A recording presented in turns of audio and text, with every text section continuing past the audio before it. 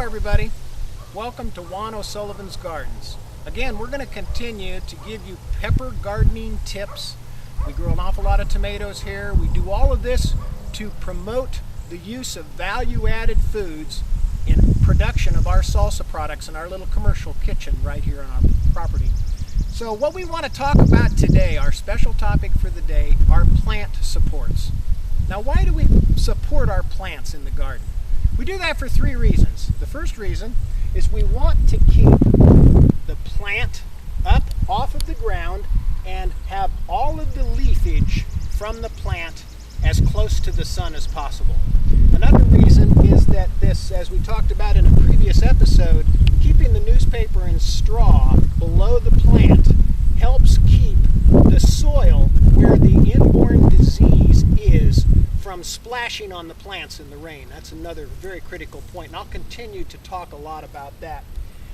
Item 2 on plant supports, we want the plant up off the ground, and we want it to be organized so that when we start to pick our plants, that we have an easy, comfortable structure with which to pick.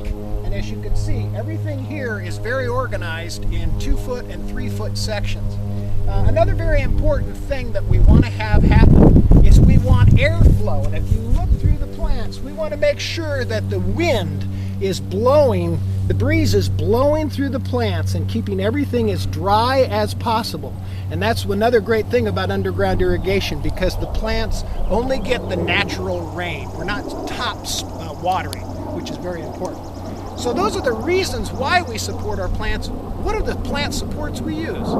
We use the standard 33-inch 3-ring tomato cage. They're inexpensive at your local horticulture shop. They make a lot of sense for tomatoes and peppers, but especially peppers, because the pepper is going to get about 2 to 3 foot tall. So this plant support works perfect. Oftentimes, they'll take just a half a piece of lath, cut 4-foot lath in half, and sometimes we will stake within, especially heavier pepper plants like New Mexicans and Poblanos, so that they will, this stake will help support the 3-ring tomato cage. And then as we move closer into the tomatoes here, you'll notice that some other things that we do are we use, this is a lot of vegetation here, but you can see here that we use the larger 3-ring tomato cage for the tomatoes. They're of course taller and they're going to be a better support. And oftentimes in the tomatoes we will use the cattle panel. It's 16 foot long and it can come in 4 and 5 foot heights.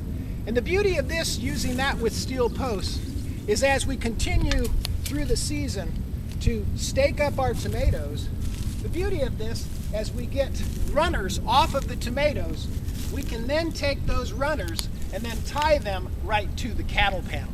One other thing that we do an awful lot of is we make out of concrete re-rod, we do an awful lot of round circular tomato cages. And these are an infrastructure that are hard to make. You can buy the re-rod right at your local Menards or Lowe's. And doing this, it's an awful hard job in the beginning, but this will make a very, very nice tomato cage. So what are we trying to do here? We go through all this effort for production. We keep airflow going to prevent disease, and we keep the leafage up in the air at the sun for maximum production. We're going to continue to give you more and more information. If you want to know more about Juan O'Sullivan's gourmet salsa production and products, go to juanosullivans.com. And we're also on Facebook and Twitter. And I appreciate your time. Thanks for listening.